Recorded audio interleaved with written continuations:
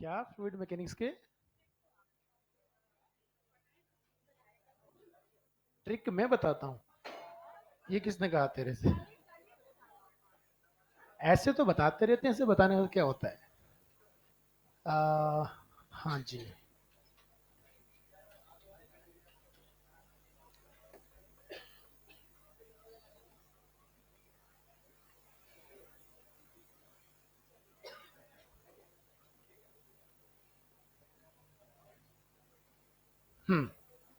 करें शुरू?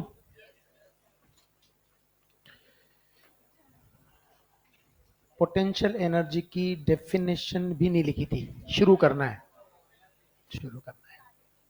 लिखिए, electrostatic potential energy. Electrostatic potential energy. अरे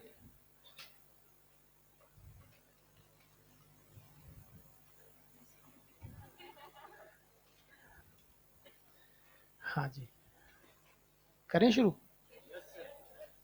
देखो, कहानी फिर से वही रहेगी। यहाँ एक पॉइंट पॉजिटिव चार्ज है ना? और यहां से ऐसे इन्फिनिटी पर कोई प्लस क्यू चार्ज रखा हुआ है, राइट? कहाँ रखा हुआ है ये? इन्फिनिटी पर, है ना? इसको यहां से फील्ड में लाके रखा जाएगा। इस प्रोसेस के अंदर एक्सटर्नल एजेंट जो वर्क करेगा वही अभी तो अभी तो लोग एक्टिव मोड में ही नहीं आए बोले। कैसे डिफाइन किया था पोटेंशियल एनर्जी? कैसे डिफाइन करते हैं? Amount of work done in bringing a charge Q from infinity to given. हाँ, तो मैं क्या कह रहा हूँ, वहां से यहाँ ला के रखोगे, जो आपको वर्क करना पड़ा वही तो पोटेंशियल एनर्जी है ना। किसका वर्क? External agent. आई बात समझ में? तो जब आप उसको, जैसे मान लो स्टेज 1 थी, है ना, स्टेज 2 में आप उसको फील्ड में लाके रख देते हो। इस चार्ज के प्लस क्यू के आर डिस्टेंस पर यहां लाके हमने प्लस क्यू को रख दिया। इस प्रोसेस में amount of work done from infinity to given point P, इस पॉइंट को पी हम बोल रहे हैं। मान लीजिए यहां पर कोई पॉइंट पी था, ठीक है? इस प्रोसेस के अंदर जो वर्क डन करना पड़ता है वही पोटेंशियल एनर्जी की फॉर्म में स्टोर होता है। और ये कितना निकल के आएगा बताइए? K Q Q by R. There is no need of calculation. K Q Q by R आएगा। एक बहुत बेसिक चीज ये है कि जहां कहीं भी फोर्स ऑफ रिपल्शन होगा वहां potential energy potential energy positive होगी। अट्रैक्टिव फोर्सेस में पोटेंशियल एनर्जी नेगेटिव होती है। समझ में आ गई बात? तो under the influence of repulsive forces potential energy is, और अगर मान लो अट्रैक्टिव है तो जरा मुझे एक बात बताइए, यहां पर क्या हो गया? ये Q1 and then again plus Q2, right? Separation R, what will be the energy? K Q1 Q2 upon R plus ना। मान लीजिए सेकंड केस में ये हमारे पास माइनस Q1, ये हमारे पास minus Q2, what will be the energy? K Q1 Q2 by R। यहां भी रिपल्शन, यहां भी रिपल्शन, और यहां अट्रैक्शन। मतलब हम पहला जो चार्ज लेते हैं वो प्लस Q1 है, और दूसरा जो चार्ज लेते हैं वो माइनस Q2 है, ये R है।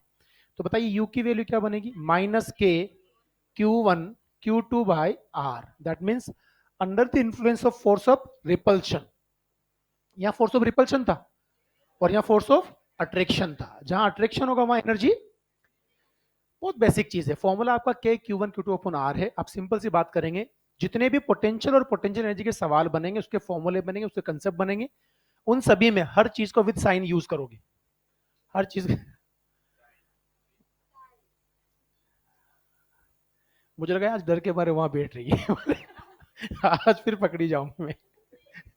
तो के Q1 Q2 अपॉन आर। अगर देखो यहां सुनना ध्यान से, दोनों चार्ज पॉजिटिव है, हमने पॉजिटिव रखा इसलिए पॉजिटिव आया। दोनों नेगेटिव में माइनस माइनस क्या कर देगा? पॉजिटिव। यहाँ एक प्लस दूसरा माइनस रखो, क्या आएगा? नेगेटिव। तो ये भी विद साइन ही रखा हुआ है आपने। नहीं समझ में आई बात? But still when we solve the numerical problems, if work done by force given in question is positive, we will put the value positive. If work done by force is given negative, तो हम negative value put करेंगे। कहीं पे potential positive दे रखा है तो positive रखेंगे, negative दे रखा है नेगेटिव रखेंगे, मतलब हमेशा हमें साइन के साथ ही वैल्यूज रखनी है कैलकुलेशन के अंदर। बाकी हम क्वेश्चन प्रैक्टिस में सीखेंगे। पहले इसको बनाओ जल्दी से, डेफिनेशन लिखनी है। लिखो लिखो लिखो लिखो लिखो लिख लो। लिखो, amount of work done in bringing, amount of work done in bringing, amount of work done in bringing a charge q, amount of work done in bringing a charge q from infinity to, from infinity to given point in electric field, amount of work done in bringing a charge plus q from infinity to given point in electric field without change in kinetic energy, without change in kinetic energy is equal to electrostatic potential energy, is equal to electrostatic potential energy। अच्छा, ये बहुत basic चीज है। ये work किसका होता है? Definitely वो जो चार्ज है वो अपने आप तो नहीं आएगा ना, वर्क तो करना ही पड़ेगा। तो कौन वर्क करेगा? External agent. आई बात समझ में? एक्सटर्नल एजेंट जब वहां से यहां लाके रखेगा तो वर्क किसके बराबर होगा? ये बहुत बेसिक सी चीज है। तो this is the electrostatic potential energy, हमने सिंपल बात कर ली। और यहां पर एक बार इसको कॉपी करो, फिर मैं दो तीन पॉइंट लिखवाता हूं।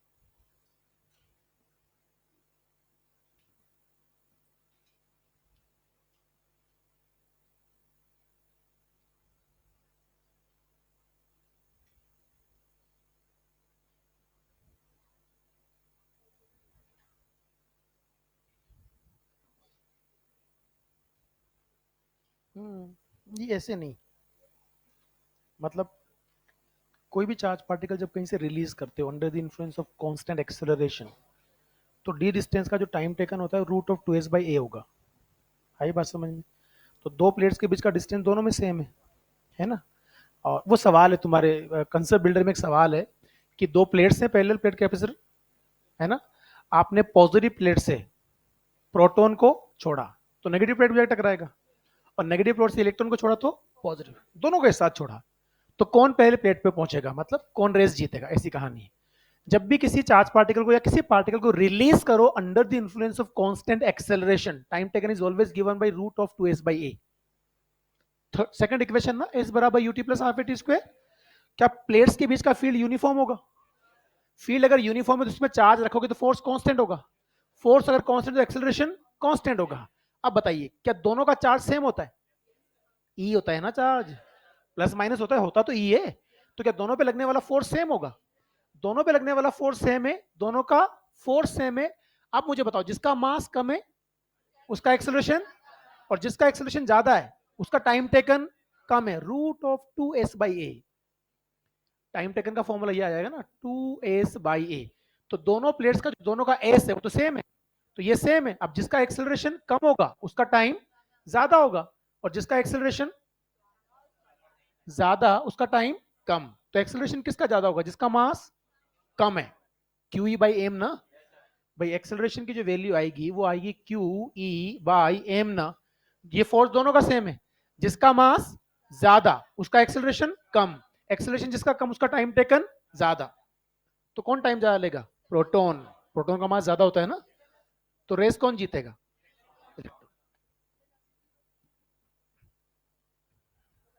अब तू लगाती रहना सब। लिखो आगे। हाँ जी, लिखो, under the influence of repulsive forces, under the influence of repulsive forces, potential energy of the system under the influence of repulsive forces, potential energy of the system is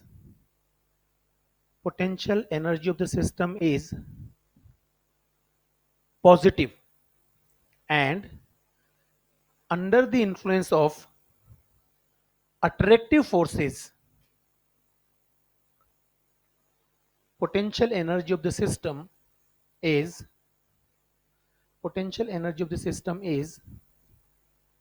negative.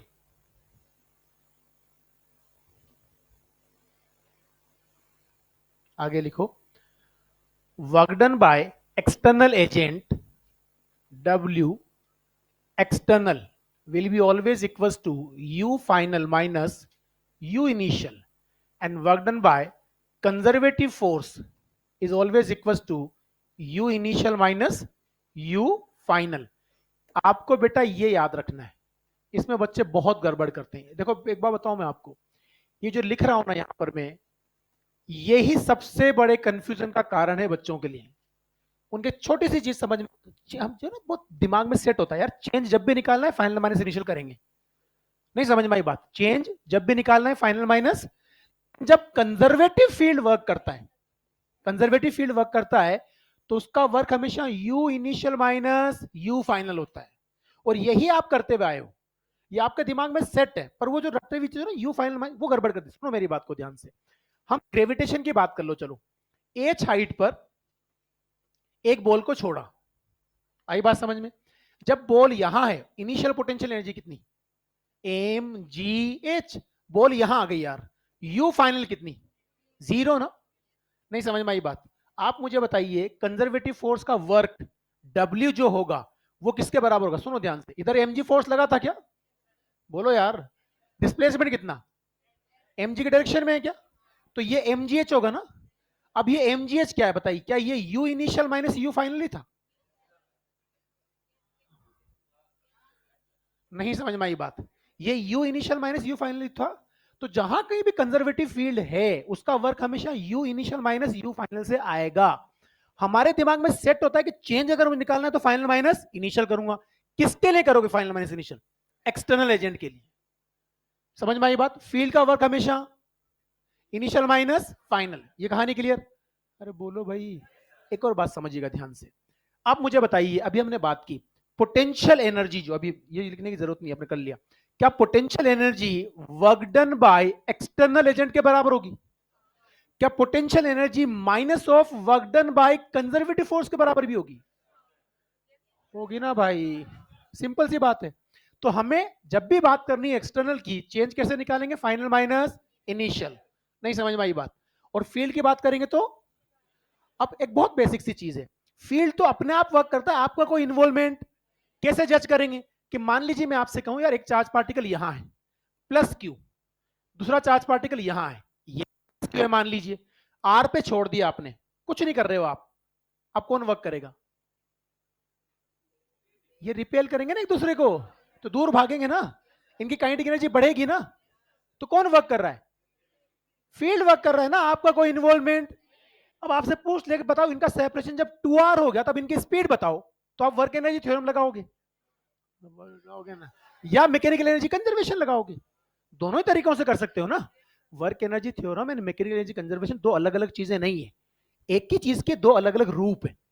समझ में आ गई बात? तो आप दोनों ही तरीके से करोगे. तो मुझे एक बात बताओ, समझना इस कंसेप्ट को ध्यान से. मान लीजिए इसको छोड़ा मैंने, समझने के लिए बता रहा हूं, फिर हम लिखेंगे सारा.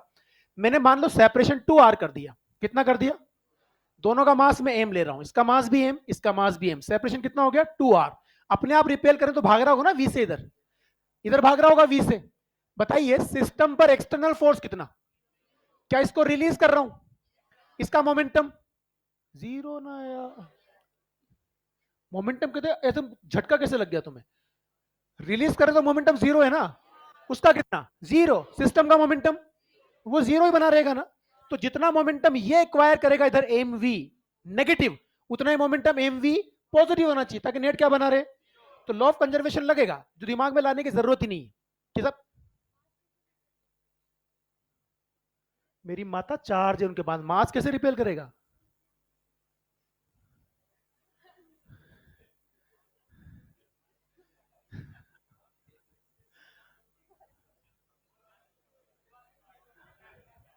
कोई बात नहीं, कोई बात नहीं।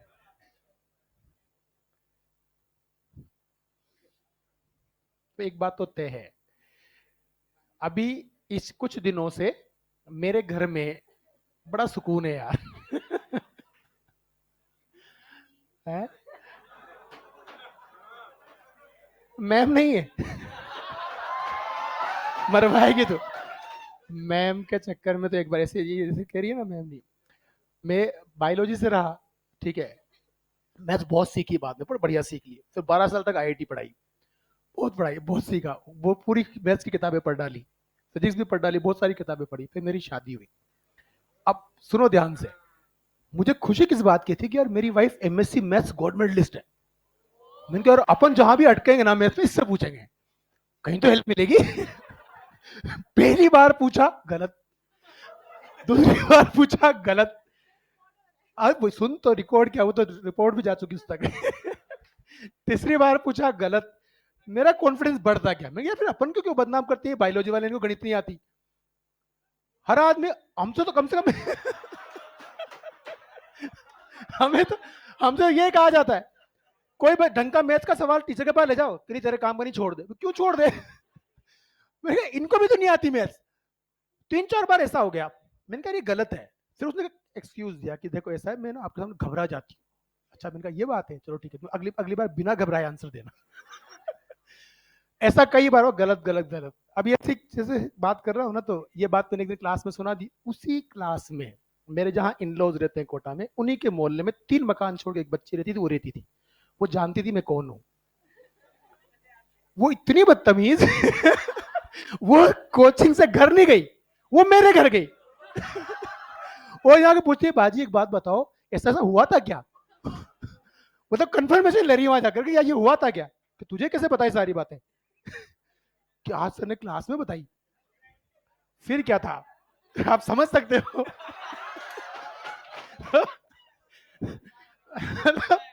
फुल, हाँ बस, फिर मतलब क्या हो सकता है। उसके बाद मैंने 2 साल तक कहानी नहीं सुनाई।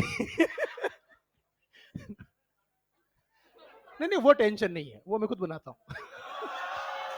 उसको खाना बनाना मैंने सिखाया है। उसको कुछ नहीं आता था, पता है, शादी है कुछ नहीं आता था ना, चाय बनाना। पहली बार जब मुझे मैं आया तो वो आटा लगा रही, इतना सा आटा लगाया, 2 के लिए पानी डाला, पतला हो गया, फिर आटा डाला, वो टाइट हो गया, फिर पानी डाला, आया तो इतना सारा फैला पड़ा। मैंने कहा ये क्या है। खैर जी, वापस आए सवाल पे, कंसेप्ट समझना, कंसेप्ट समझना कर, ये अभी 2-3 चीजें सीखेंगे ना अपन, उससे सारे सवाल तुम्हारे बन जाएंगे। इस पूरे पोटेंशियल और पोटेंशियल एनर्जी का जो कंसेप्ट, उसमें गड़बड़ क्या होता है सुनना, क्या मैंने इनको रिलीज कर दिया, सुनना ध्यान से, हम इनको रिलीज कर रहे हैं ना, both the charge particles released from rest. तो बताओ इसका मोमेंटम क्या, तो u 0 लिख दूं, इसका भी u क्या, 0। अब मुझे बताओ क्या एक दूसरे को रिपेल करेंगे, इसने रिपल्शन फोर्स इधर लगाया, उस पर रिपल्शन फोर्स इधर लगा, क्या दोनों force equal and opposite, momentum will remains conserve after some time because of repulsive force, ये कुछ ना कुछ वेलोसिटी गेन कर लेंगे ना, जितनी वेलोसिटी इसकी आएगी उतनी ही वेलोसिटी, उतना मोमेंटम इसका पॉजिटिव आया उतना ही मोमेंटम इसका, ताकि मोमेंटम कंजर्व रहे। मुझे स्पीड्स फाइंड आउट करनी, क्या फाइंड आउट करनी, तो मोमेंटम कंजर्वेशन का यहाँ कोई रोल जरूरत ही नहीं पड़ेगी आपको, सिर्फ एनर्जी कंजर्वेशन आ जाएगा। जरा मुझे बताओ 2 तरीके सवाल को सोल्व करने के। Number 1, by conservation of mechanical energy, आप क्या लिखोगे, U initial plus K initial equals to U final plus K final. U initial बताओ, K Q square by R, separation R है बेटा जी, नहीं समझ में आई बात। के इनिशियल क्या, 0, यू फाइनल बताओ, K Q square by 2r, separation 2r हो गया। अब सुनिए, यहां के फाइनल, एक के पास हाफ एम वी स्क्वायर है, पर पार्टिकल सिस्टम में 2 हैं, तो 2 times of half M V square ना, समझ में आ गई बात, 2 टाइम्स क्यों किया, ये नहीं आएगा, समझ में आ गई बात? ये कैंसिल कर दूंगा, के क्यू स्क्वायर बाई आर और ये के क्यू स्क्वायर बाई 2r, इसको इधर लाके इसमें से माइनस करो, 1 माइनस 1/2, 1/2 कितना मिलेगा? K Q square by becomes equal to M V square ना, 2 से 2 कैंसिल हो गया था। बताओ वी की वैल्यू क्या मिली? Under root of K Q square by 2mr ना। आपने मैकेनिकल एनर्जी कंजर्वेशन लगाया, कहानी क्लियर? जरा बताइए यहां वर्क कौन करेगा, फील्ड या हम कर रहे हैं? और फील्ड के वर्क में जो वर्क डन निकालते हो आप, अगर वर्क एनर्जी थ्योरम लगाओगे, work done equal to delta K लगाओगे ना, तो ये वर्क कैसे निकालोगे? U initial minus U final equal to K final कितना? 2 times of half M V square. Initial कितना था? 0। अच्छा यू इनिशियल बताओ, K Q square by R final कितना मिलेगा? K Q square by 2r बराबर एम वी स्क्वायर ना। Same answer आ गया? नहीं समझ में आई बात? तो या तो आप एनर्जी कंजर्वेशन लगाएंगे, कैसे लगाएंगे? U initial plus K initial equal to U final plus K final, या अगर फील्ड वर्क कर रहा है तो वे क्या करेंगे? You initial minus U final बराबर चेंज इन काइनेटिक एनर्जी, क्योंकि you initial minus U final he work done by field है। कुछ समझ में आया? तो सबसे पहले आप इसको नोट करो स्टार लगा के, और इसको भी नोट करो। ये कर लिया? अभी सवाल एक बार कॉपी कर लो।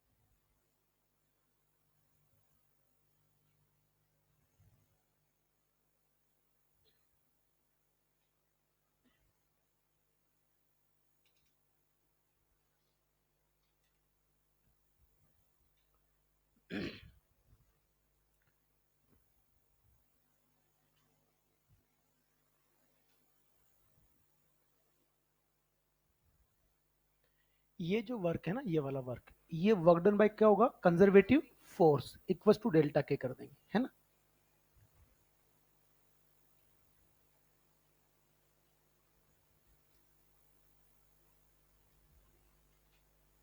अच्छा बताओ ये पार्टिकल कहां तक जाएंगे? इंफिनिटी तक। तो अगर इंफिनिटी पे स्पीड निकालनी हो तो फाइनल पोटेंशियल एनर्जी जीरो कर दोगे। तो क्या कर दोगे यहां पर, इसी में ये जीरो हो जाएगी ना, तो एम वी स्क्वायर बराबर के क्यू स्क्वायर बाई आर, वहां से भी आ जाएगा।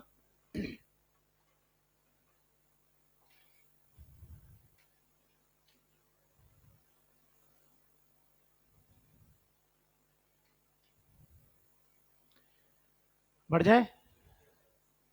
ठीक है यार, यहां एक भी कंफ्यूजन नहीं रखना है हम लोगों को। पोटेंशियल एनर्जी स्टार्ट हुई है, पोटेंशियल, ये मान के चलो अगर तुम्हारा potential energy, potential dipole clear है, इलेक्ट्रो पूरा क्लियर है, फिर दिक्कत नहीं आई थी इलेक्ट्रो में। फ्लक्स का सवाल गलत नहीं होता, बहुत सिंपल सवाल आता है, गड़बड़ नहीं करेगा। कूलम्स लो के नाम पे हम वेक्टर पढ़ रहे होते हैं, कुछ नहीं होता कूलम्स लो में। हाँ हाँ हाँ, ये बात ठीक है। एक को फिक्स कर देंगे तो फिर हाफ एम वी स्क्वायर आएगा। फिर अभी करेंगे फिर सवाल सब अपन। बढ़ जाए आगे। लिखो electrostatic potential energy of charge configuration electrostatic potential energy of charge configuration. ये मान लीजिए मेरे पास Q1 चार्ज है, ये Q2 चार्ज है, इनके बीच का सेपरेशन R1, और ये मेरे पास कोई Q3 चार्ज है, ये R2 सेपरेशन पे है, और ये जो सेपरेशन है ये R3 है। मल्टी चार्ज कॉन्फ़िगरेशन है, सुनिएगा ध्यान से। Q1, Q2, Q3, हमें पता है कि पोटेंशियल एनर्जी पेयर की प्रॉपर्टी होती है। क्या इनकी पोटेंशियल एनर्जी U12 बनेगी? U12 ना, ये क्या बनेगी? U23। और ये क्या बनेगी? U, नहीं समझ में आई बात? तो जब हम एनर्जी लिखेंगे U of system is equal to U12 plus U23 plus U31, क्या लिखेंगे बताइए? K Q1 Q2 by R1 plus K Q2 Q3 by R2 plus K Q3 Q1 by R3। नहीं समझ में आई बात? इस तरह से जो भी कॉन्फ़िगरेशन बनेगा उसकी एनर्जी लिखेंगे। एक बात ध्यान से सुन लीजिए, क्या यहां 3 चार्ज है तो 3 पेयर आ रहे हैं? नंबर ऑफ पेयर्स कैसे निकालते हैं? नंबर ऑफ पेयर्स कैसे निकालेंगे? n into n minus one by two. अगर 3 चार्ज थे तो n की वैल्यू क्या पुट कर दूंगा? तो ये 3 माइनस वन 2, 2 से 2 कैंसिल हो गया, 3 3 बचा। नहीं समझ में आया? स्क्वायर में कितने पेयर्स आएंगे? स्क्वायर में नंबर ऑफ चार्ज 4 होंगे, पेयर्स 6 आएंगे। हेक्सागन में, हेक्सागन में कितने आएंगे? 15। अरे यार n की वैल्यू जाएगी 6, हेक्सागन बोल रहा हूं भाई। n की वैल्यू 6, n माइनस वन 5, 30 हो गया बाई 2।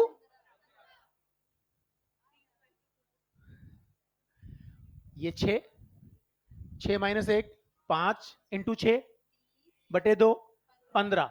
क्यूब होगा, क्यूब के कितने कॉर्नर हैं? 8। कितने पेयर्स आएंगे?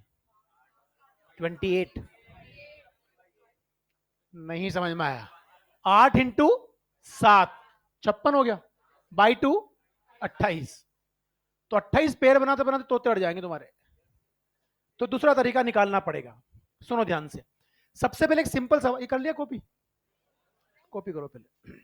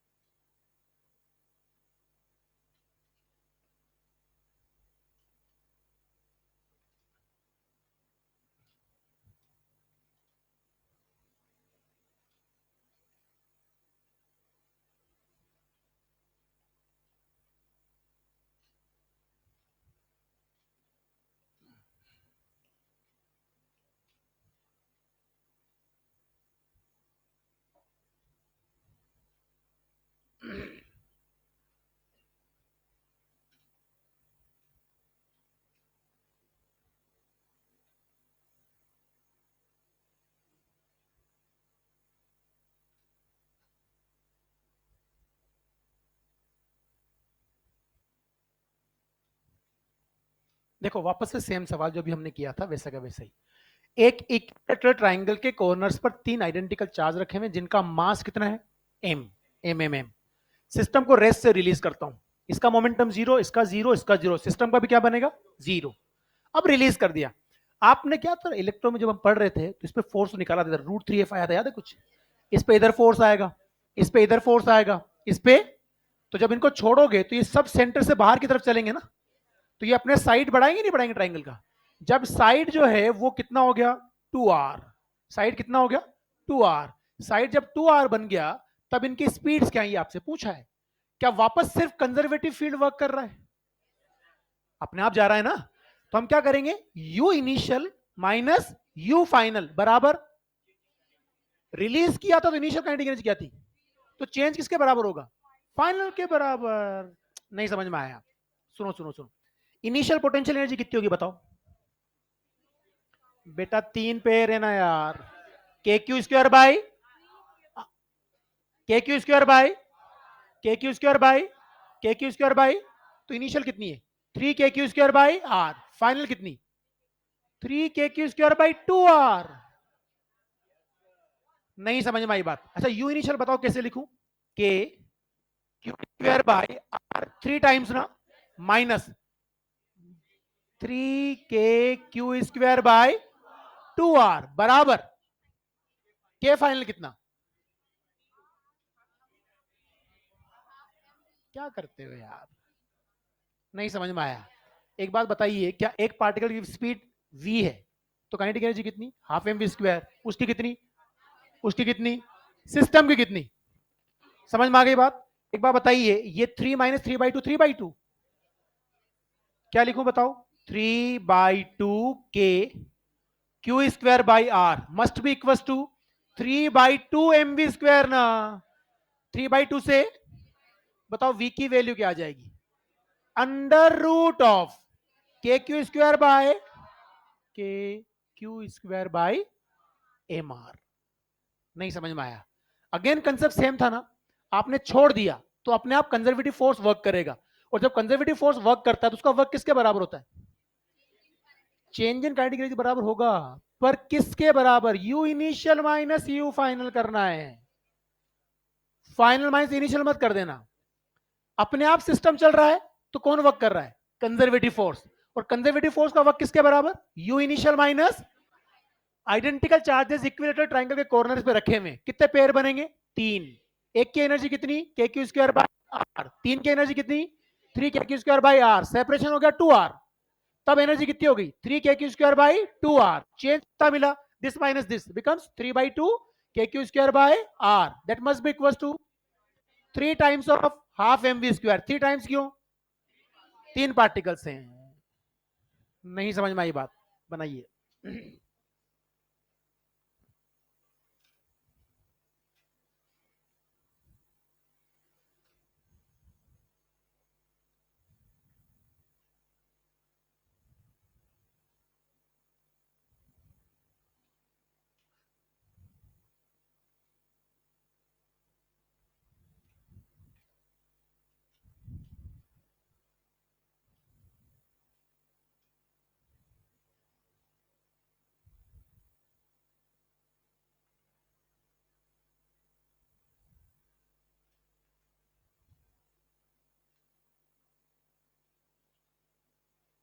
बढ़ जाए,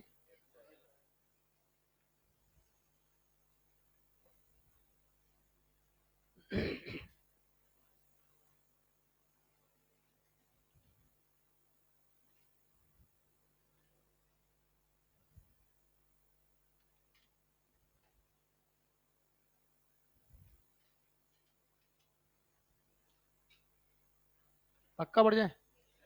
अब सुनिए, हाँ जी बढ़ गए अब तो।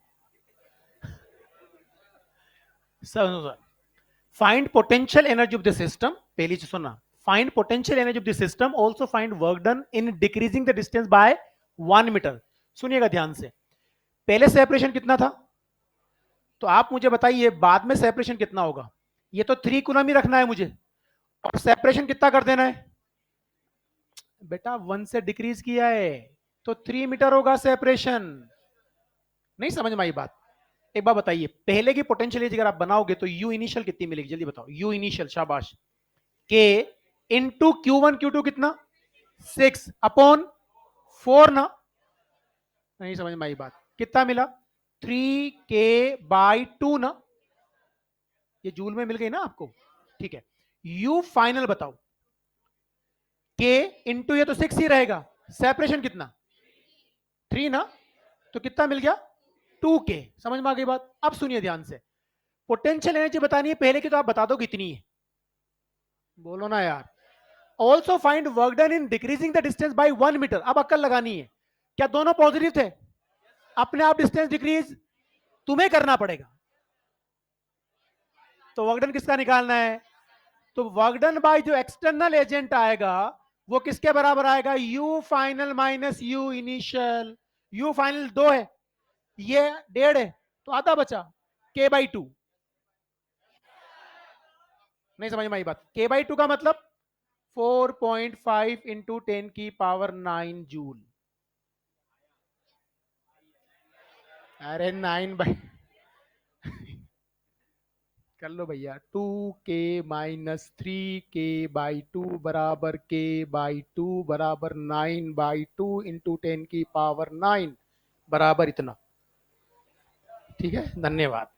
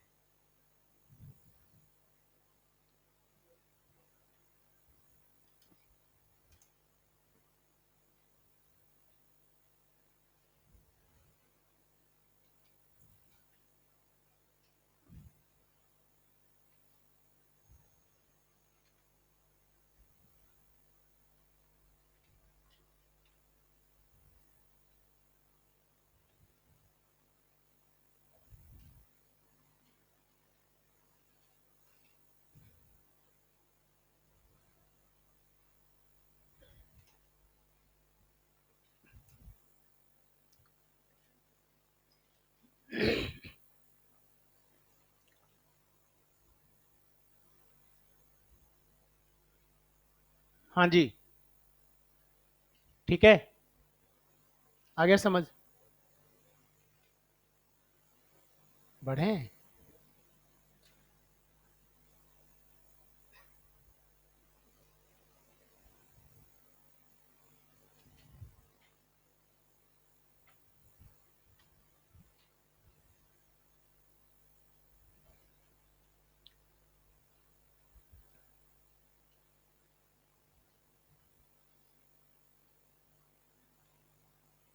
बढ़ जाए।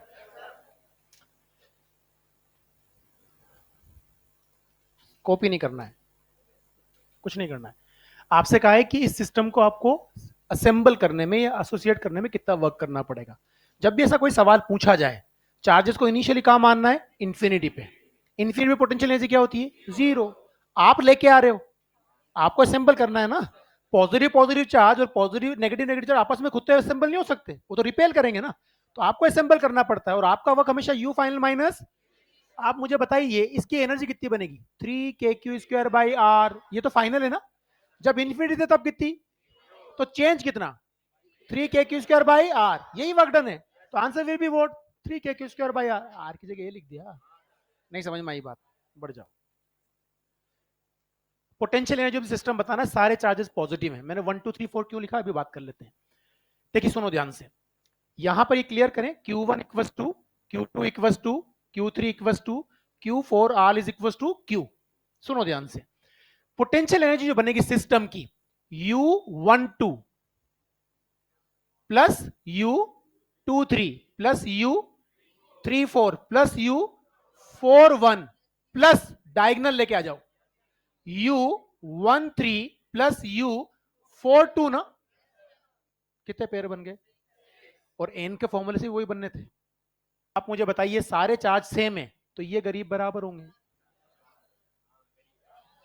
k⁴/r, k⁴/r, k⁴/r, k⁴/r, k⁴, मतलब इसको क्या लिखूं मैं, 4 times of k⁴/r plus diagonal का बताओ, 2 टाइम्स ऑफ k⁴/√2r।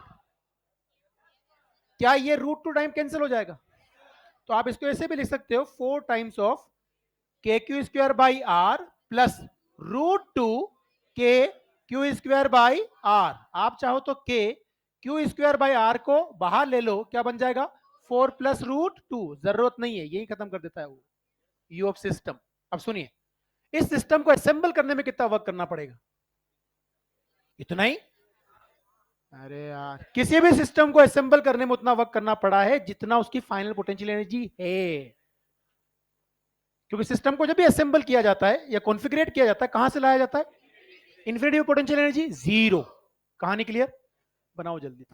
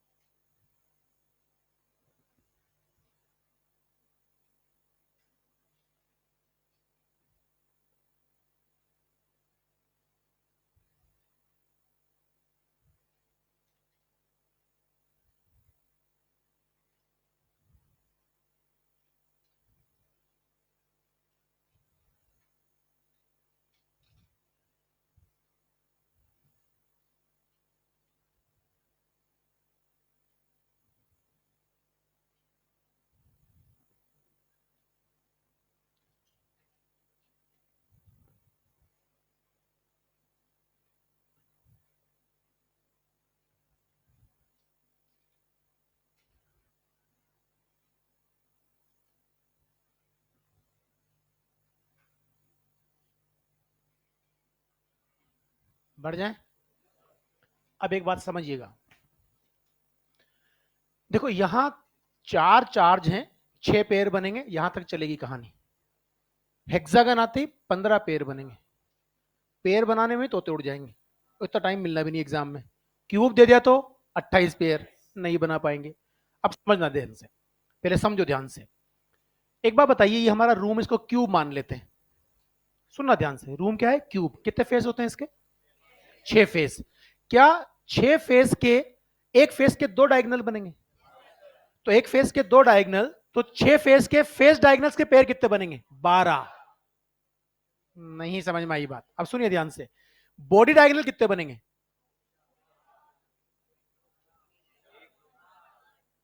4। सुनो ध्यान से, सुनो।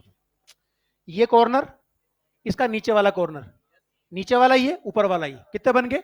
2। ऐसे 2 ये, 4 बॉडी डायगोनल। नहीं समझ में आई बात? कितने हो गए? 16 ना। अब सुनिए देन, साइड पेयर्स की बात करते हैं। साइड पेयर्स में कंफ्यूजन होता है। ये प्लेन है पूरा पूरा दीवार, तो 4 कॉर्नर पे रखे होंगे ना, 4 पेयर बनेंगे।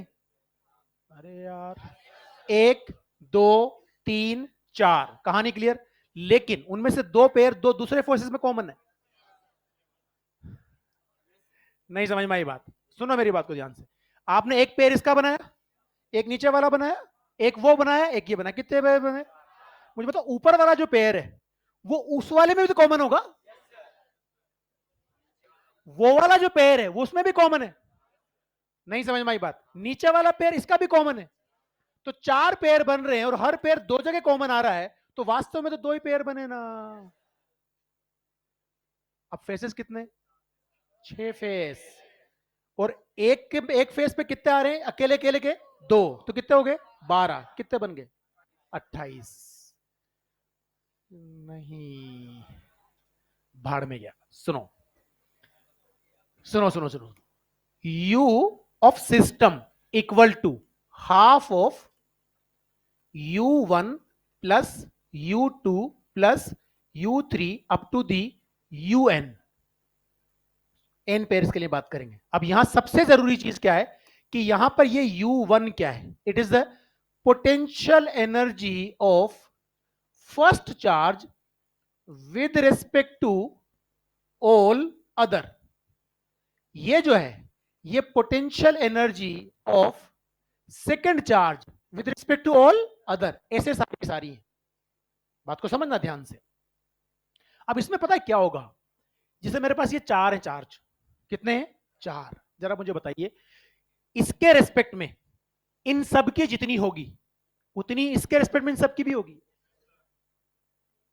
आप समझो, ये सारे क्यू थे ना, इसके रेस्पेक्ट में इसकी कितनी? K Q square by K Q square by ये कितनी K Q square by root two R. तो इसकी इन तीनों के रेस्पेक्ट में कितनी आई, two K Q square by R plus K Q square by root two R. इसकी इन दोनों के रेस्पेक्ट में to K Q square by, और इसके रेस्पेक्ट में बोलो भाई सेम आई ना, इसकी भी सेम आएगी ना, इसकी भी सेम आएगी ना। तो जब मैं इसके लिए फॉर्मूला लिखूंगा तो क्या u1 बराबर u2 बराबर u3 बराबर u4 होगा। तो क्या उसको 4 टाइम्स ऑफ u1 लिख सकता हूं। तो इसको क्या लिखूं, ध्यान समझना, u of system becomes equals to 1/2 4 times of u1 is what 2 times of u1। नहीं समझ में आया, नहीं आगे समझ में, सुनो 2 को लिखा बाहर, इसकी इसके और इसके रेस्पेक्ट में कितनी, 2k Q square by R, diagonal वाली कितनी k Q square by root two R is the same result. अरे 4 और 2 बन गया ना वही। और अगर पेयर्स ढूंढोगे तो देखो 2 1 3 मल्टीप्लाई बाय 2 6। नहीं समझ में आया, नहीं आया, नहीं आया, रुक जाओ रुक जाओ रुक जाओ रुक जाओ रुक जाओ भाई, अभी कर लेंगे कॉपी, ये जरूरी समझना। सबसे पहले हेक्सागन के बारे में चर्चा करो। एक बात बताइए, हेक्सागन का साइड अगर मान लीजिए जैसे सारे चार्ज, अभी लिखना नहीं है, ये सारे के सारे साइड जो हैं क्यू चार्ज रखा हुआ है, क्या रखा हुआ है क्यू। सुनो ध्यान से, ये 1 2 3 4 5 6, कहानी क्लियर। साइड आर है तो पता है ये कितना होता है 2r, और ये क्या होता है रूट आर, ये भी क्या होता है √3r, कहानी क्लियर। अब हमारा फॉर्मूला क्या बोलता है, u of system becomes equal to 1/2 times of 6u1। जहां भी सिमेट्री होगी वहां यही आएगा, जहां भी सिमेट्री होगी वहां यही आएगा। आप चाहे किसी की भी बात कर लो, 4 से तो क्या आया था 4u1, 6 तो कितना आ गया 6u1, 8 होगा तो कितना आएगा 8u1, और u1 इज वॉट एक के रेस्पेक्ट में बाकी सबकी। अब समझना ध्यान से, क्या लिखूं इसको 3u1 ना, और u1 क्या एक के रेस्पेक्ट में बाकी सबकी। चलो बात करते हैं 3 इसके रेस्पेक्ट में इसकी के क्यू स्क्वायर बाय ये भी कितनी, तो लिखा 2k बाई आर, इसके रेस्पेक्ट में इसकी के क्यू स्क्वायर बाय तो प्लस 2k बाय √3r, बचा ऊपर वाला k बाई आर, समझना 1 2 2r 1 2 2 5 हो गए ना, इंटू 3 15 पेयर होने चाहिए थे ना यार, 6 के 15 पेयर आएंगे ना। तो देखो 2 और 2 4 और 1 5 मल्टीप्लाई बाय 3 15। नहीं समझ में आया, अभी रुक एक केस और लो। अरे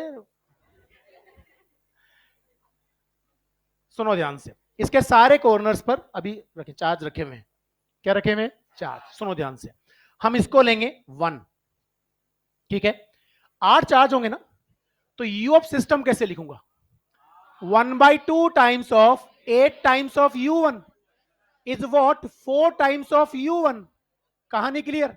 अब ध्यान से करना, 4 टाइम्स ऑफ u1 की बात करता हूं, सुनो ध्यान से, इसकी इसके अबाउट कितनी ले ली, बताओ K Q square by are ले लिया, ले लिया, तो क्या बनेगा 3k बाई आर प्लस, सुनो क्या इस कॉर्नर को 3 फेस ज्वाइन करेंगे, तो ये वाला डायगोनल फेस का, ये वाला डायगोनल फेस का, ये वाला डायगोनल फेस का, कितना बनेगा 3k बाय √2r ना, प्लस अकेला बचा एक बॉडी डायगोनल, ये वाला, सारे कवर हो गए। बॉडी डायगोनल कितना होता है, तो क्या बनेगा k बाय, ये सिस्टम की एनर्जी आ गई, आप गिन लो 3 और 3 6 और 1 7 चौको 28। नहीं समझ में आई बात, समझ में आ गई बात। अब सुनो ध्यान से, ये वो सारा कैलकुलेशन करके बता रखा है, तुम्हारा जो था ना पिछला वाला 4 वाला, ये फाइनल रिजल्ट वही आ रहा है। मैंने Q1 Q2 के हिसाब से अलग लिखा हुआ है, हमें इससे कोई लेना देना नहीं है। हमारा आंसर आ गया, समझना ध्यान से। ये वही फॉर्मूला वापस, ये लिखना जरूरी है, इसको लिखो। For symmetrical charge problems we will use this relation, इसको लिखो पहले।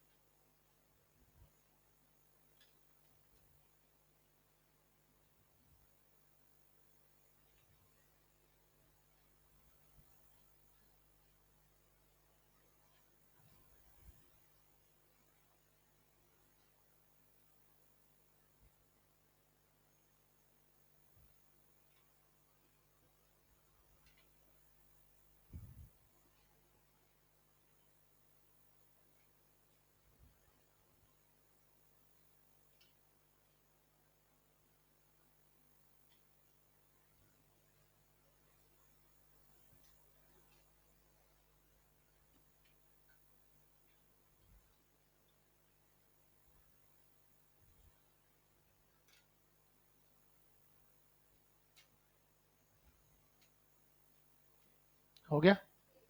अच्छा, इसको और सिंप्लीफाइड करें हम लोग, हमारे लेवल पर, नीट लेवल पर असिमेट्रिक और देगा ही नहीं, पॉसिबल ही, इम्पॉसिबल है। तो आप क्या बात करोगे यहां पर, ये जितने भी बनेंगे ये n टाइम्स ऑफ u1 बनेंगे ना।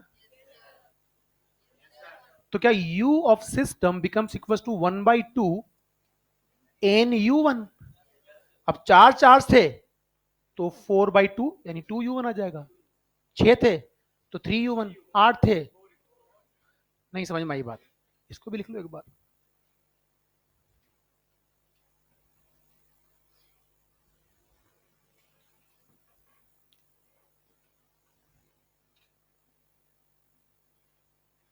अब आप इस पे आ जाइए, ये हमारा सवाल, इसको कॉपी करेंगे, ये होगा क्या, इसकी u of system is equal to 1/2 times of 4u1 बनेगा, that becomes 2 times of u1 ना।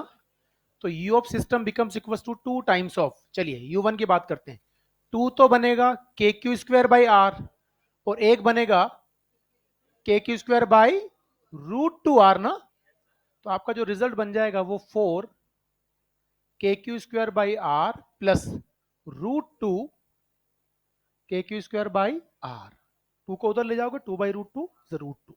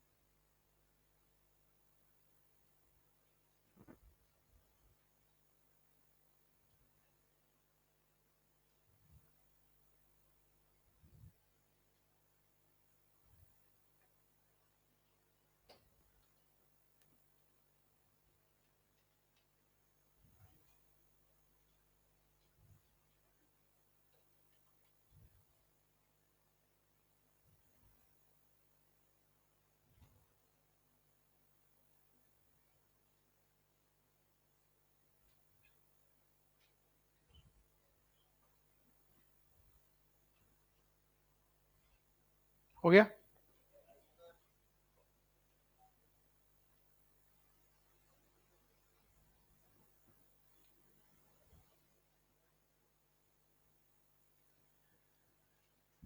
बढ़ जाएं, चलो। हेक्सागन है, ठीक है। देखो, इसके ये फर्स्ट चार्ज माना है हमने, ये पहला माना है ना। तो ये और ये, अच्छा क्या लिखें, डायरेक्टली भरेंगे, u ऑफ सिस्टम कैसे लिखेंगे अपन बताइए। 1/2 टाइम्स ऑफ 6u1 ना, तो क्या हो जाएगा 3u1। Now u of system becomes equal to 3 को बाहर रखें, u1 इसके रेस्पेक्ट में, इसकी और इसकी कितनी आएगी 2k, पूरी बोलो ना भाई, 2k² r ना, इनकी भी k²/r, इसकी भी k²/r, इसकी और इसकी कितनी आएगी 2k²/√3r ना, प्लस उसकी कितनी आ जाएगी k²/2r, and this will be the answer. अंदर तो 3 मल्टीप्लाई हो ही जाएगा ना।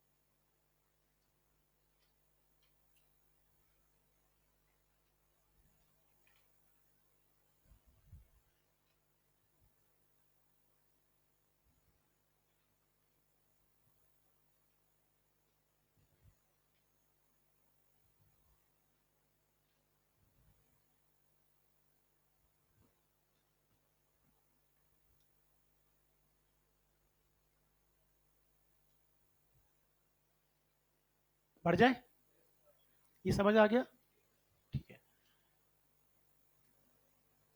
तो वही कहानी पूरी पूरी, हाँ जी, ठीक है। तो u of system becomes equal to 1/2 times of 8u1 लिखा जाएगा, तो ये हो जाएगा 4u1, है ना। तो ये 4 टाइम्स ऑफ u1 लिख देते हैं। कोई भी एक, ये वाला चार्ज अपन ने 1 ले लिया, हेलो, तो बताइए इसकी इससे डिस्टेंस कितनी, देख बात, यहां से क्यूब में गड़बड़ कर देते हैं, यहां डिस्टेंस कितनी, ये कितनी, ये कितनी, 3 चार्ज आर डिस्टेंस पे हैं, 3 है ना आर पे, इस कॉर्नर को 3 ही साइड ज्वाइन करेंगे ना, तो 3 तो क्या लिखूंगा k²/r, किसी भी कॉर्नर को 3 फेस भी ज्वाइन करते हैं। अरे यार वो कॉर्नर है, तो ऊपर वाला फेस ज्वाइन कर रहा है, वो वाला फेस ज्वाइन कर रहा है, ये वाला फेस ज्वाइन कर रहा है ना, तो इन तीनों फेसेस के जो फेस डायगोनल है उसके साथ भी पेयर बनेगा ना उसका। तो मुझे बताइए ये वाला फेस फ्रंट वाला, वो जो डिस्टेंस ये कितना है √2r, नहीं समझ में आई बात, नीचे वाला फेस ये भी कितना है √2r, ये भी कितना है √2r, बताइए कितना बनेगा प्लस 3 टाइम्स ऑफ k²/√2r ना, प्लस अब एक ही तो चार्ज बचा कौन सा, ये वाला जो बॉडी डायगोनल है, ये कितना है √3r, कितना बनेगा k²/√3r, and that will be the answer of the question.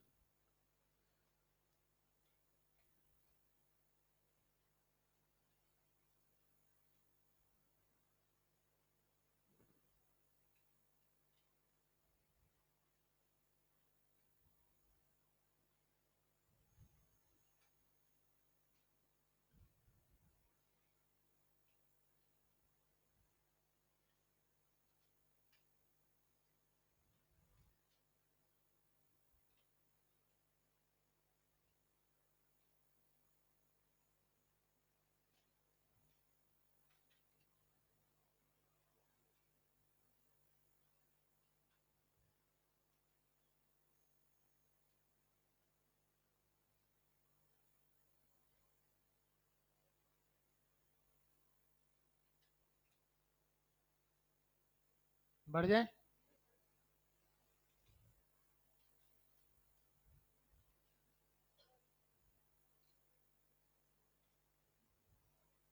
Root यार समझ में नहीं आता कैसे आता है, ये बात करते हैं, ठीक बात है, नहीं आता कुछ लोगों को। देखो सुनो, एक सिंपल चीज समझना,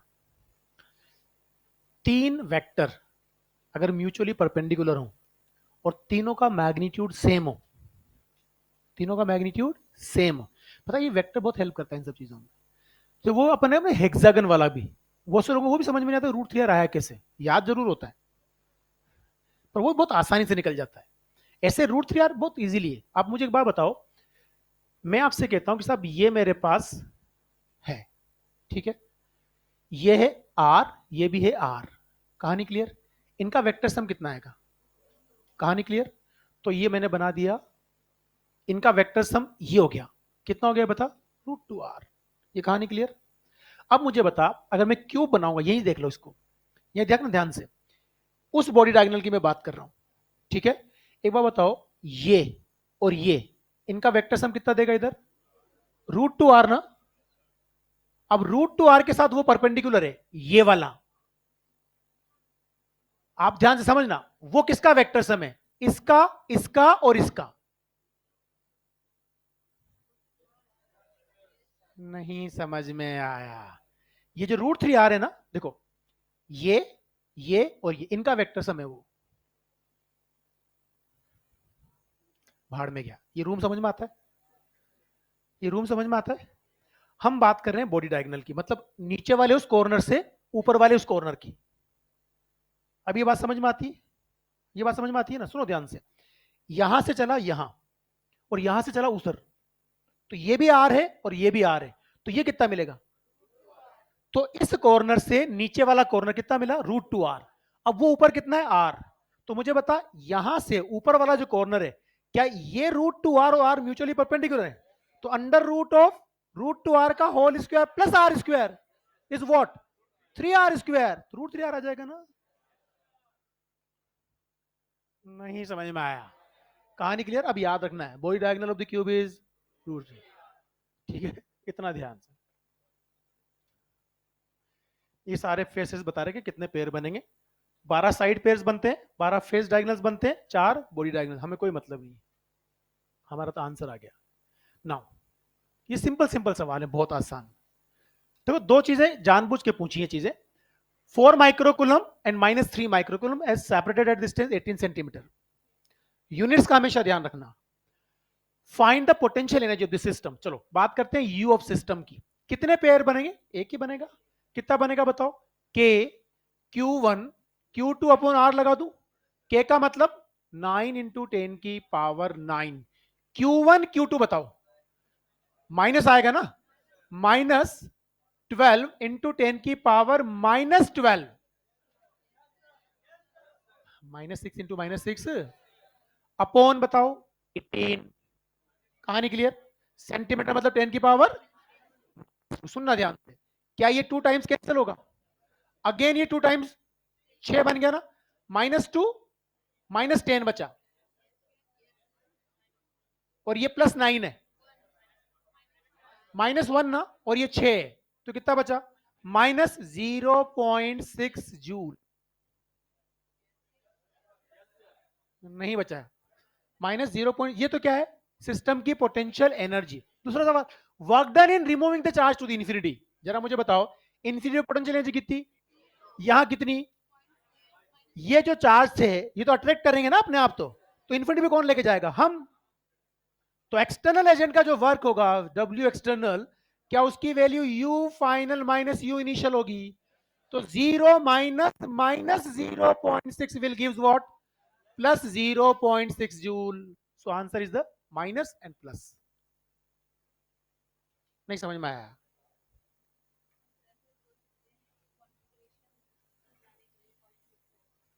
हाँ ये बात ठीक है, उतना पॉजिटिव, वो ये सुनो सुनो, अगर आप याद करो ग्रेविटेशन में हम इसको बाइंडिंग एनर्जी बोलते थे, कितनी एनर्जी दे दें कि टोटल एनर्जी जीरो हो जाए, तो वही वर्क डन होता है उसको रिमूव करने में। तो +6 दे दो, जीरो हो जाएगा, इन्फिनिटी पे चला जाएगा। बिल्कुल ठीक बात है।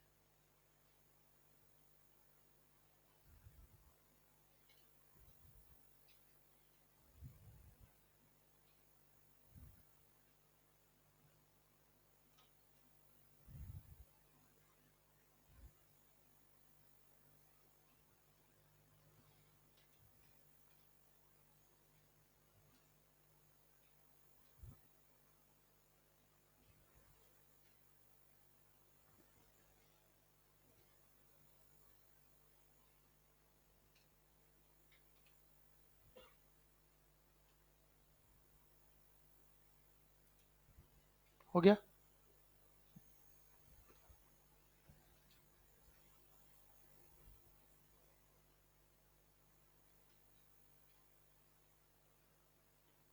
बढ़ जाए, नहीं बढ़े?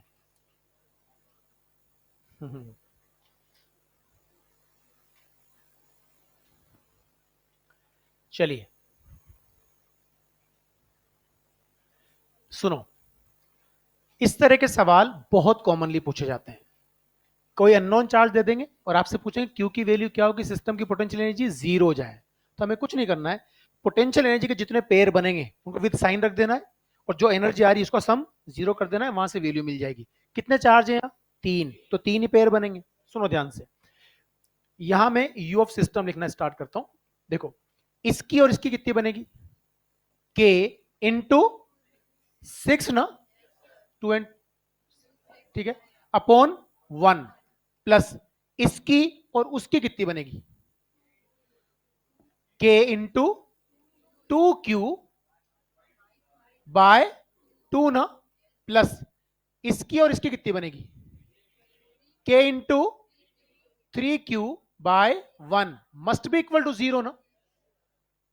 नहीं समझ में आया? क्या ये दो है? तो हम यहां लिखेंगे दो, तो ये भी हो गया दो, यहां लिखेंगे दो, तो ये भी हो गया दो। ये सारे दो उधर क्या क्या कर देंगे? जीरो। बताओ कितना बना? 12 के प्लस 2 के क्यू प्लस 6 के क्यू, तो ये 8 के क्यू जाएगा ना, बराबर क्या कर दूं? जीरो। तो 12 के बराबर 8 K Q with the negative sign. नहीं समझ में आई बात? हमें के से के रवाना करना है। बताइए क्यू की वैल्यू क्या मिलेगी? 3/2, 1.5 ना, तो minus 1.5 coulomb, and that will be the answer. नहीं समझ में आया? अरे बोलो ना, अभी आएंगे दो तीन सवाल और ऐसे।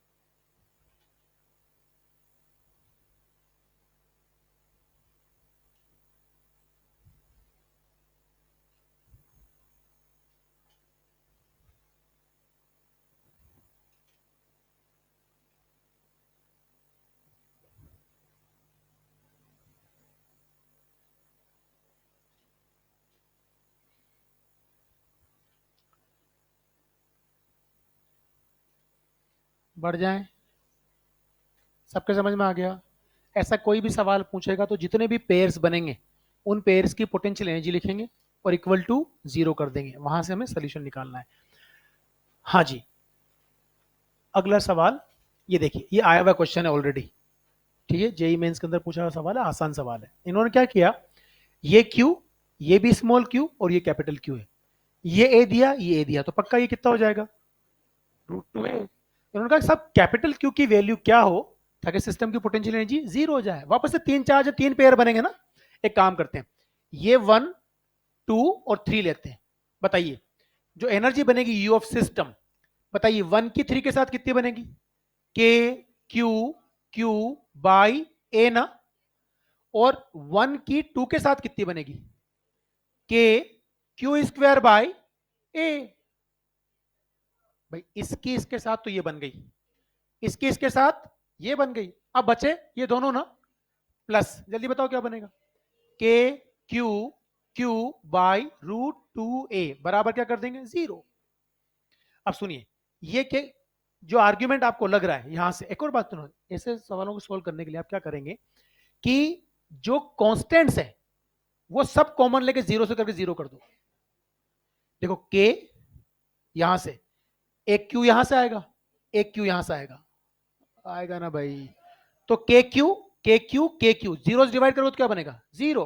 तो कैलकुलेशन कम करनी पड़ेगी ना आपको। यहां क्या बचा बताओ मेरे को? Q by A plus Q by A plus कौन सा Q? Capital Q by √2a बराबर क्या हो गया? जीरो। एक और काम करो, √2 से मल्टीप्लाई और डिवाइड कर दो, तो ये √2 ना, तो ये भी √2, ये √2, मतलब सिंपल सोल्व करने का तरीका बता रहा हूं तुम्हें। ये सारा √2 कॉमन आके जीरो कर देगा। अरे यार, नहीं समझ में आई बात। तो अब बचा इधर क्या बताओ? √2q प्लस √2 प्लस q बराबर जीरो। मुझे कैपिटल क्यू की वैल्यू चाहिए, तो इस वाले आर्ग्यूमेंट को उधर जाकर माइनस कर दूं, तो देखो क्या बनेगा? √2q प्लस q बराबर -√2q ना, यहां से q को कॉमन ले लो, तो बताओ q की वैल्यू क्या मिल गई? -√2q divided by √2 plus 1, and that will be the answer of the question. क्या गड़बड़ हुआ? कहां पे? वहां जरूरत ही नहीं, क्यों करूंगा? अरे वो एक ही आंसर है। अच्छा, ये और वो लिखा हुआ जो अलग अलग है या एक ही है?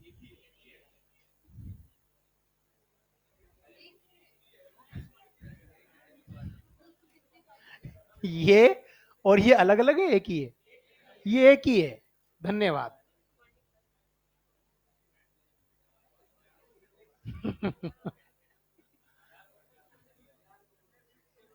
क्या क्या क्या? बिहार बोर्ड? बिहार बोर्ड क्या मतलब होता है? कुछ नहीं, नहीं नहीं, नहीं।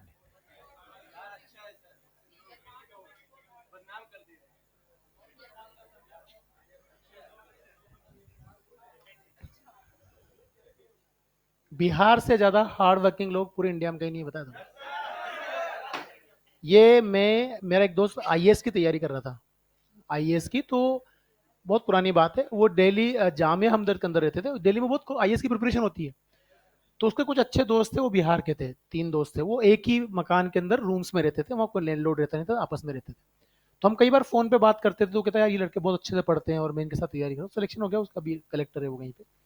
तो मैं फोन पे बात करता था, तो वो कई बार मेरे बारे में चर्चा करता होगा, तो हम आपस में फोन पे बात, वो दोस्त भी बात करते थे। मैं दिल्ली जब गया तो मैं 2 दिन वहां रुका, तो मैंने उनसे कहा, मैंने कहा यार वो जो तेरे दोस्त यहाँ पढ़ते हैं साथ में, बात बात करते हैं, बोले यार वो क्लास व्लास करने गए होंगे। वो अवॉइड करता रहा 2 दिन। जब मैं आने लगा तो वो अपने अपने रूम से निकलने मुझसे मिलने आए, तो बस उन्होंने हाई हेलो किया कि हाँ यार कौन बात है। उसके 5 मिनट बाद के मैं दरवाजे पे खड़ा हो गया, उसके बाद मैं आ गया। तो जब वो मुझे छोड़ने आ रहा था रेलवे स्टेशन, मेरा जो फ्रेंड था वो कहने लगा, बोले यार ये जब तो 2 दिन यहाँ था ना, तब ये यहीं थे, पर ये अपने रूम से बाहर नहीं आते, सिर्फ पढ़ाई, कोई मतलब नहीं कौन आया क्या है, कितना ही क्लोज हो। जब इस लेवल का डेडिकेशन होता है ना, तो आपको फर्क चलता है। हमें तो क्या होता है कई बार, बोले क्या ही फर्क चला, 1 घंटे घूम के आ जाएंगे। नहीं समझ में आई बात। वहां फर्क चलता है कि 1 घंटे में बहुत कुछ हो जाता है। और ये 1 घंटा पता है कब समझ में आता है? जब आपका सिलेक्शन रुकता है लास्ट सीट्स पर, काश एक सवाल और सही हो गया होता। एक सवाल, एक सवाल दुनिया बदल देता है, तब समझ में आता है। कई जो जिंदगी में कभी अगर मोटिवेशन ना, ये जितने भी आते हैं ना फर्जी, ये बिंद्रा बिंद्रा और मोटिवेट करते हैं, महा फ्रॉड है ये। इनके जिंदगी में मुश्किल आ जाएगी ना, ये सब बैठ के दारू पर दारू पियेंगे। बता रहा हूं मैं तुम्हें। असली मोटिवेटर्स होते हैं एथलीट, उनकी लाइफ स्टोरी पढ़ो, उनका डेडिकेशन देखो, वो होते हैं मोटिवेट। माइकल फेल्प्स को कभी पढ़ना, तुम्हारा दिमाग खराब हो जाएगा। जॉर्डन की बात करना, किसी की भी बात कर लो आप, उसेन बोल्ट की बात। यार उसेन बोल्ट की ट्रेनिंग देखने एक पत्रकार गया था, उसका दिमाग खराब हो गया। उसने उसकी ट्रेनिंग देखी, जो उसको पता है एक रेस कितनी देर में खत्म होती है, बोल्ट की रेस। अगर वो 100 मीटर रन कर रहा है कितनी देर में? 10 सेकंड के, मैक्सिमम 10 सेकंड भाई। वो 10 सेकंड की रेस के लिए हर 4 साल रात दिन एक करता है। कितनी ट्रेनिंग करते हैं वो, जबरदस्त, हर तरह की। और वो फेलिप्स की जो स्टोरी है, जो तो सुनो तो, वो जो जो उसने 6 मेडल जीते थे वाली, या 6 8 8 ना, 8 वाली, वो जो मैंने उसको पढ़ा, और आजकल बहुत मोटिवेटर जो उसको सुनाते हैं उसकी कहानी। आप इमेजिन करें, जिसका उसने कहा था कि मैं अगले ओलंपिक्स के अंदर 8 मेडल जीतूंगा, तो लोगों ने मजाक उड़ाई थी। अब हुआ ये कि जब वो तैयारी कर रहा था अगले ओलंपिक्स की, तो उसका एक्सीडेंट हो गया। उसका पाँव जो राइट लेग थी, सॉरी यार, राइट जो लेग थी उसकी, वो इंजर्ड हो गई। इतनी ज्यादा इंजर्ड हो गई, उसने कहा कि ये स्विमिंग कर ही नहीं सकता आने वाले कई साल, कई महीनों तक। उसने उसके बाद भी स्विमिंग की। एक बंदा, आप कभी है ना आधे घंटे स्विमिंग पूल में रहना, आपकी स्किन जो है वो, और आप 2 घंटे स्विमिंग पूल में रहिए, फिर आप 4 घंटे रहिए, वो लोग 8-8 घंटे स्विमिंग पूल में प्रैक्टिस करते हैं, उखड़ जाती है स्किन, इस लेवल पर हार्डवर्क करते हैं। तो जब उसके वो इंजरी हुई पाँव में, जो मेन लेग थी उसकी, मेन लेग थी, उसमें इंजरी हो गई उसके, अब वो डेफिनेटली उसको प्रैक्टिस करनी है, टाइम के हिसाब से करता था कैलकुलेशन। तो जब मेन पाँव, जिसको जो ताकतवर पाँव था उसमें इंजर्ड है आपका, और वो प्रॉपरली हील नहीं हुआ है, तो आपको कौन से पाँव की हेल्प लेनी पड़ेगी? लेफ्ट की। उस चक्कर में उसने लेफ्ट को इतना स्ट्रॉन्ग कर लिया, क्यों कहता जब मेरा आखिरी 8वां मेडल जब उसने जीता, तो वो सेकंड के फ्रैक्शन ऑफ टाइम से जीता था। और बोला उस टाइम मेरे जहन में जो सबसे तेज मुझे पुश मिला था, उसी पाँव से मिला था, जो लेफ्ट लेग थी। जब मेरी राइट लेग इंजर्ड थी, तब उसकी मसल्स इतनी स्ट्रांग हो गई थी कि जब मुझे लगा मैं हारने वाला हूं, तो उसने जब मैंने पुश मारा उस लेफ्ट लेग से, तो मैं एक बार उसको आगे निकल गया, और वो फ्रैक्शन ऑफ सेकंड के अंदर जीता। तो जो विनर्स होते हैं ना, वो जो कहीं ना कहीं कमजोरी बन गई, उसको स्ट्रांगनेस बना लेते हैं। वहां से निकले ये लोग, ये है मोटिवेटर। वो सुनो शिव खेड़ा का नाम, मैंने एक दिन बताया था ना आपको।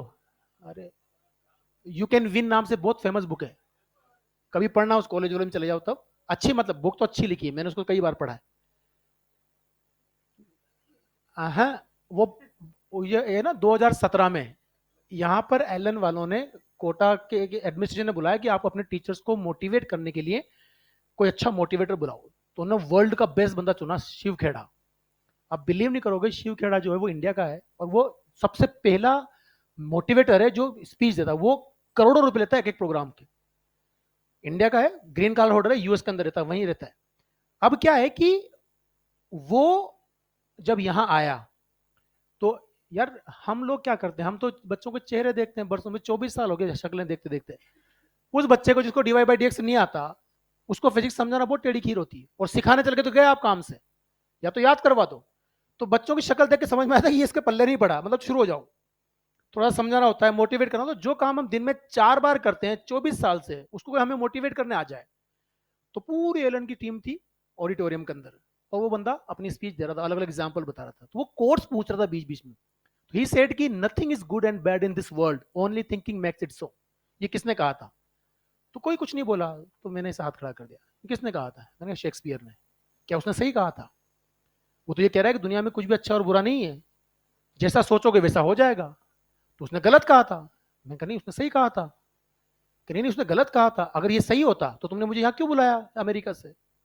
कुछ गलत हो रहा था तभी तो बुलाया। मैंने कहा यही तो उसने कहा था, कि तुम्हारे हिसाब से गलत हो रहा था, मेरे हिसाब से नहीं हो रहा था। मैं नहीं मानता गलत हो रहा था। किसने काम गलत माना तुम्हें? तुम्हारी स्पीच के बाद देखना कितने लोग मोटिवेट होते हैं यहाँ से, वो डिमोटिवेट हो जाएंगे बहुत सारे लोग। तो उसको लगा यार ये आर्ग्यूमेंट करेगा। तो वो बहुत स्मार्ट होते हैं कि पब्लिक में कैसे डील करना है। Let's talk after this session, ऐसा कहा और शुरू हो गया। अब सेशन खत्म हुआ, तो वो कुमार सर के साथ लंच कर रहा था प्लेट लेकर के, दूर था मुझसे। हम इधर खड़े हुए थे, हम भी अपना लंच कर रहे थे। तो जैसे आई कांटेक्ट हुआ, मैं चला गया उसके पास। मैं लेट्स डिस्कस। तो उसने डिस्कस करना शुरू किया। मैंने उसने ठीक कहा था कि बहुत कॉमन चीज है, आपने कभी है ना फिनमैन का नाम नहीं सुना होगा। फिनमैन एमआईटी के प्रोफेसर रहे, और ऐसा बोला जाता है कि फिनमैन के अंदर यह एबिलिटी थी कि एक 5 साल का बच्चा जिसको फिजिक्स का पी नहीं आता, उसको भी फिजिक्स समझा सकते थे। और जिस इंसान ने पूरी जिंदगी गांव में जंगल में बिता दी, 80 साल का बूढ़ा हो गया, उसको भी फिजिक्स समझा सकता था। इतनी एबिलिटी, उनके नोट्स पढ़ के लोगों ने नोबेल प्राइज जीत लिए। वो था फिनमैन। इतना जीनियस आदमी जिसके पास इतनी जबरदस्त डिलीवरी कंसेप्ट हो, अगर तुम्हारी क्लास में लाके खड़ा कर दे, और तुम्हारे जो कोटा के फेवरेट टीचर हैं वो तुमसे पहले ही बोल दें पता नहीं क्या ही पढ़ाता है अंग्रेज, 2-4 बार बोल दिया ना, अब तुम वो जो भी बोलेगा ना उसको शक जैसे देखे हुए। So everything is deliver from here, psychology का इफेक्ट होता है। तो अब उसमें क्या है कि वो बोल रहा है ऐसे। तो जब वो डिस्कस करने लगा, तो मैंने बहुत सारा आर्ग्यूमेंट उसको बोला। उसने एक वर्ड बोला कि मेरी जिंदगी में मैंने इतना चैलेंजिंग टास्क कभी नहीं लिया, टीचर्स को मैं पहली बार यहाँ पे, और जिस भी टीचर ने उसको डिस्कशन किया वो इस लेवल का था कि वो जवाब नहीं दे पा रहा था। फिर मैंने उससे कहा, मैं कि सर मोटिवेट करना बहुत आसान है, लेकिन जब आदमी बड़ी उम्मीद के साथ एक इलेक्शन लड़ता है और वो इलेक्शन हार जाता है, तो वो कितना भी मोटिवेटर हो, वो बार में बैठ के शराब जरूर पीता है। उसका चेहरा उतर गया, उसको ये बात समझ में नहीं आया कि इसको कैसे पता। शिव खेड़ा ने यूएस के अंदर एक इलेक्शन लड़ा था, और जिस सोसाइटी में रहता है उसी सोसाइटी में मेरा स्टूडेंट रहता है शालीन हरलाल का। He was the topper of the IIT, 47th rank Shaleen की। तो शालीन ने मुझे कहानी बताई थी कि सर दूसरे को मोटिवेट करना बहुत आसान होता है। शिव खेड़ा जी इलेक्शन आ रहे ना, तो पूरी रात बाहर से बाहर नहीं निकले पूरी रात। अब मुझे मेरी किस्मत थी भाई, मुझे पता थी उसकी कहानी। तो मैंने कहा जब इलेक्शन हारता है ना आदमी, तो रात भर शराब से बाहर नहीं निकलता। एक झटके में चेहरा उतर गया उसका। ये प्रैक्टिकली फैक्ट है। मैं कितना ही कह लूं कि बेटा बहुत आसान है, ऐसे हो जाएगा वैसे हो जाएगा, जब आप टेबल पे बैठते हो ना तो रियलिटी पता लगती है। पर एक सच है, वो सच जिसने अपना लिया वो जीत जाता है। फ्रॉम द वेरी, जब भी आपको आज लगे ना कि मुझे जीतना है, मुझे इस साल क्वालिफाई करना है, आज से एक रूल बना लो सिंपल। फिजिक्स केमिस्ट्री बायोलॉजी में आज से जो भी पढ़ोगे उसको इस लेवल पर प्रैक्टिस करो कि एग्जाम तक ना भूलूं। आज जो पढ़ रहा हूं ना, घर पे इतनी बार प्रैक्टिस करूंगा, चाहे मुझे उसको 6 बार रिवाइज करना पड़े, आज ही उसको इस लेवल पे प्रैक्टिस करूंगा कि एग्जाम तक भूलूंगा नहीं। इतना काफी होता है। हम लोग क्या करते हैं, भागते हैं। मुझे केमिस्ट्री का भी काम करना, ये करूंगा तो वो रह जाएगा, इसको छोड़ा उधर शुरू हो गए। और यार बायोलॉजी बाकी, उसको छोड़ा उधर चालू हो गए। Go through the perfection. मुझे 7 बार सिलेबस खत्म नहीं करना है। मुझे नफरत उन लोगों से जो मुझसे कहते हैं कि सर 2 बार रिवीजन करना है। तो पहली 2 बार झक मारी तूने, पहले एक बार इतना ढंग से पढ़ता कि तुझे रिवीजन की जरूरत ही नहीं पड़ती। तुझे रिवीजन की जरूरत पड़ी तो तेरे परफेक्शन से नहीं पढ़ा। और हम तो साइंस पढ़ रहे हैं, एवरीथिंग इज कनेक्टेड। अगर आप पहले पढ़ी हुई चीजें बहुत स्ट्रांगली पढ़ोगे तो बाद वाली चीजें अपना भी कनेक्ट हो जाती, तो आप अपना भी रिकॉल होता है चीजों को। प्रॉब्लम यह कि मुझे याद ही नहीं आता, पहले भी यही था। आज मैंने तुम्हें एक सिंपल चीज बताई कि यार mgh बराबर हाफ एम वी स्क्वायर करता हूं तो वर्गडन बाय कंजर्वेटिव फील्ड है, वो u initial minus u final बराबर हाफ एम वी स्क्वायर है। यही करते आए हो आप। पर जब मैं यहां आता हूं तो पोटेंशियल फंस जाते हैं बच्चे कई बार। सिंपल सिंपल चीजें, नथिंग इज डिफिकल्ट। फिजिक्स का एक चीज क्लियर है फिजिक्स को लेके, अगर आप अपना थिंकिंग सुना, सवाल कर लिया, सवाल करने के बाद उसको प्रोसेस क्या करो माइंड के अंदर, what was the concept behind it, और मैथमेटिकल कैलकुलेशन का कांसेप्ट क्या था। ये जब तक आप प्रोसेस करना नहीं सीखोगे ना, आप लड़ते रहोगे फिजिक्स से। फिर आप हमेशा कहोगे ये सवाल 6 दिन पहले तो मुझसे हो गया था, आज नहीं हो रहा। The most common problem with the childrens, जो सवाल आज सोल्व कर लिया वो 8 दिन बाद वही नहीं बन रहा होता। क्यों नहीं बन रहा होता? कि आपने उसको प्रोसेस ही नहीं किया था। अच्छा एक और चीज बताओ, आज आप पोटेंशियल एनर्जी के सवाल करोगे, आज ही पढ़ाए भाई, तो आज तो बनेंगे ना यार। अब 8 दिन तक ये याद रहे तो काम बन जाएगा। और याद ऐसे किसी को नहीं रहता, वो सब बकवास है, इसकी फोटोग्राफी की मेमोरी है, इस बच्चे को याद रहता है, ऐसा कुछ नहीं है। उसने 6 बार प्रैक्टिस की इसलिए याद है उसको। प्रैक्टिस का गेम है सारा। प्रैक्टिस प्रैक्टिस, हमें प्रैक्टिस का मतलब ही समझ में नहीं आता। आप ना प्रैक्टिस करो, आप उठाओगे 50 सवाल कर लोगे और 50 सवाल में प्रैक्टिस, ना ना ना, वो प्रैक्टिस नहीं है। उन 50 में से 15 वो सवाल जिसमें मल्टी कंसेप्चुअल टास्क था, उसको 15-15 बार कर, दैट इज द प्रैक्टिस। वो हम नहीं करते। अगेन मैं आपसे कहता हूं, प्रैक्टिस का मतलब सीखना है, किसी प्लेयर से सीखो। 97 में कभी नहीं भूल सकता सचिन वाला केस, कभी नहीं। मतलब मेरी जिंदगी का बहुत बड़ा सबक था वो। सचिन, इंडिया की टीम हमारी खेलने की साउथ अफ्रीका, 7 वनडे मैच थे। 7 वनडे मैचेस के अंदर सचिन तेंदुलकर पहले, दूसरे, तीसरे, चौथे और 5 वनडे में 10 रन क्रॉस नहीं कर पाया। कौन? सचिन। सचिन ने देखो, अच्छा एक बात बहुत कॉमनली मैं हर जहां भी बच्चों को समझाता हूं, बात करता हूं, एक बात जरूर बताता हूं। आप रोनाल्डो को जानते हो, मेसी को जानते हो, सचिन को जानते हो, विराट को जानते हो, इनमें से कितने लोगों के कोच को जानते हो? धन्यवाद। तो टैलेंटेड कौन है? रोनाल्डो, सचिन और Messi. You are the Ronaldo, Sachin and Messi. We are nothing. जिस दिन ये दिमाग में सेट होगा ना मेरा काम है, मुझे प्रूव करना है, उस दिन जीत जाओगे। बहुत कॉमन चीज है। तो कोच का रोल क्या होता है, टीचर का रोल क्या होता है, इतना समझना। 5 मैचेस में फेल होने के बाद सचिन फोन करता है अपने कोच को, आचरेकर जी को। वो अपनी स्पीच में अक्सर नाम लेता है उनका। तो जब उनको फोन करता है कि सर मैं रन नहीं कर पा रहा हूं यहां पर, तो उन्होंने क्लिप्स देखी, वीडियो क्लिप्स। उन्होंने कहा देख भाई कर क्या रहा है तू, तो जब बैटिंग करने निकलता है, तो जब आप स्ट्रेट ड्राइव मार रहे हो तो आपका जो हैंडल है बैट का और जो एल्बो है उसका एंगल बढ़ा हुआ है, ये एंगल बढ़ गया, इस एंगल को कम कर। एंगल बढ़ने से क्या हुआ, तेरा बल्ला स्ट्रेट आने के बाद हल्का सा क्रॉस आ रहा है, और क्रॉस आने की वजह से स्लिप में तू कैच हो रहा है बार बार। उसके सारे सारे मैचेस में स्लिप में कैच हो रहा था। ये किसने ऑब्जर्व किया? कोच ने। अब सचिन क्या कहता, अच्छा इतना ही करना है क्या, हमारे जैसे तो यही करते ना, अच्छा ठीक है अगले मैच में ढंग से खेलूंगा। हम तो यही करते, पर वो सचिन है इसीलिए वो सचिन बना। 2 दिन का जो विंडो था उसमें 7-7 घंटे उस एंगल को सही करने के लिए प्रैक्टिस की उन्होंने। 7 घंटे नेट, सुबह से शाम तक, अगले दिन सुबह से। अगले मैच में सेंचुरी थी उसकी। This is the role of the coach. Practice किसने की? सचिन ने। वो तो सचिन था ना यार। अरे अच्छा सर, अच्छा हुआ आपने मुझे बता दिया। अच्छा ये करना है ना एंगल, अगली बार मैं ऐसे खेलूंगा। हम तो यही करते। पर उसने कहा ऐसे नहीं होता, एक बॉल ही तो चाहिए होती है आउट करने के लिए। अगर प्रैक्टिस नहीं करूंगा और एक बॉल में भी एंगल चला गया तो आउट हूं मैं तो। बालकनी में जाके बैठूंगा, यहाँ थोड़ी रहूंगा स्टेडियम में। तो this is how we do the practice. Practice का मतलब ये होता है, क्वेश्चन सेलेक्ट करो। किसी भी चैप्टर में 20 से 22 कंसेप्ट होते हैं मुश्किल से, और 20 से 22 वैरायटी के ही सवाल बनते हैं। आपको कुछ नहीं करना होता। सेलेक्ट द 20 से 25 क्वेश्चंस ऑफ एवरी चैप्टर जो कि मल्टी कंसेप्चुअल हो। उनकी तब तक प्रैक्टिस करो कि उस सवाल पर अगर मैं 10 तरह से सवाल को मॉडिफाई करके दे दूं तो आप कंफ्यूज ना हो। You will definitely select. इतनी सी कहानी है, इससे ज्यादा कुछ नहीं है। और बाकी तो मैं बहुत क्लियर मानता हूं, मेरे तो फंडे बहुत क्लियर है। No can teach. अगर ऐसा होता तो मैं सबसे बड़ा एग्जांपल देता हूं एलन के टीचर लोगों का। 4 ब्रदर है, माहेश्वरी ब्रदर्स। आज से 5 साल पहले इंडिया की सबसे बेस्ट टीम उनके पास थी पढ़ाने वाली। करोड़ों रुपए के टीचर उनके पास थे जब उनके बच्चे तैयारी कर रहे थे। एक का सिलेक्शन नहीं हुआ, एक का नहीं हुआ। बड़े बड़े लोग 5-5 करोड़ के जो पैकेज के थे उनके बोलते सर हम, मेरा बेटा 12वीं में, उसका आगे पढ़ाओ। शाम को 2 घंटे पढ़ा के आता था वो। समझ में आ गई आपके बात? तो अगर वो इतने ही महान थे तो उनके बच्चे तो टॉप कर जाते यार। क्यों नहीं किया? एक गांव का गरीब का बच्चा आता है जिसको कुछ नहीं पता होता, और यहां आता है, रात दिन मेहनत करता, निकल जाता है। किसके हार्डवर्क से? खुद के हार्डवर्क से। We are only coach, we can give the direction, we can minimise your effort. हमें पता है यार ये डिफिकल्टी जोन है, उसको आसान करके बता दिया जाएगा।